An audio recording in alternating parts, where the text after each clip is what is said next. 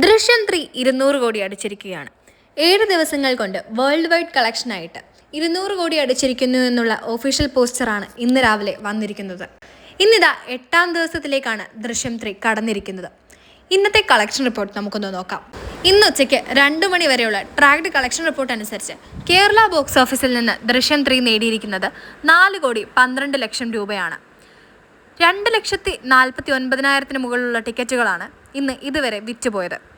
കേരളത്തിൽ 1,645 മുകളിലുള്ള ഷോസാണ് ഇന്ന് ട്രാക്ക് ചെയ്യപ്പെട്ടിട്ടുള്ളത്. 7ാം ദിവസത്തെ ഇന്ത്യ ഗ്രോസ് കളക്ഷനായി വന്നിരിക്കുന്നത് 7 കോടി 90 ലക്ഷം രൂപയാണ്. കേരള ബോക്സ് ഓഫീസിൽ നിന്ന് ദൃശ്യം 3 നേടിയത് 6 കോടി 10 ലക്ഷം രൂപയാണ്.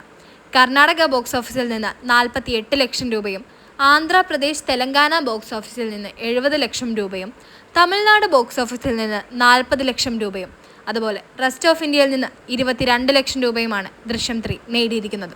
അങ്ങനെ ടോട്ടൽ ഇന്ത്യ ഗ്രോസ് ആയിട്ട് 7 കോടി 90 ലക്ഷം രൂപ. കർണാടകയിൽ നിന്ന് 7 ദിവസങ്ങൾ കൊണ്ട് ദൃശ്യം 3 നേടിയത് 11 കോടി 56 ലക്ഷം രൂപയാണ്.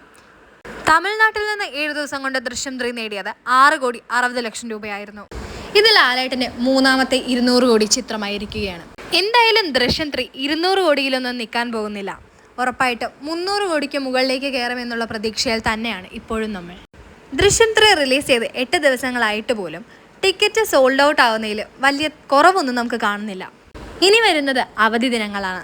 ഇനിയുള്ള 4 ദിവസങ്ങൾ കൊണ്ട് സിനിമ 60 കോടിക്ക് മുകളിലേക്ക് നേടുമെന്ന് തന്നെയാണ് പ്രതീക്ഷിക്കുന്നത്. ദൃശ്യം 3 400 കോടി കടക്കും. മലയാളത്തിൻ്റെ ആദ്യ 400 കോടി ചിത്രമായി മാറാൻ പോവുകയാണ് ദൃശ്യം 3. നിങ്ങൾക്ക് എന്താണ് തോന്നുന്നത്? 400 കോടി നേടുമോ ഇല്ലയോ? എത്ര കോടി നേടുമെന്നാണ് തോന്നുന്നത് എന്നുള്ള കാര്യങ്ങൾ കമൻസിലൂടെ പറയണേ. നിങ്ങൾ ആരൊക്കെയാണ് ദൃശ്യം 3 കണ്ടത് എന്നുള്ള കാര്യങ്ങൾ കമൻസിലൂടെ പറയുക. ഇനി ആരൊക്കെയാണ് കാണാനിരിക്കുന്നത് എന്നുള്ളതും പറയുക. കൂടെ ലൈക്കും ഷെയറും സബ്സ്ക്രൈബും ചെയ്ത് സപ്പോർട്ട് ചെയ്യാൻ മറക്കല്ലേ.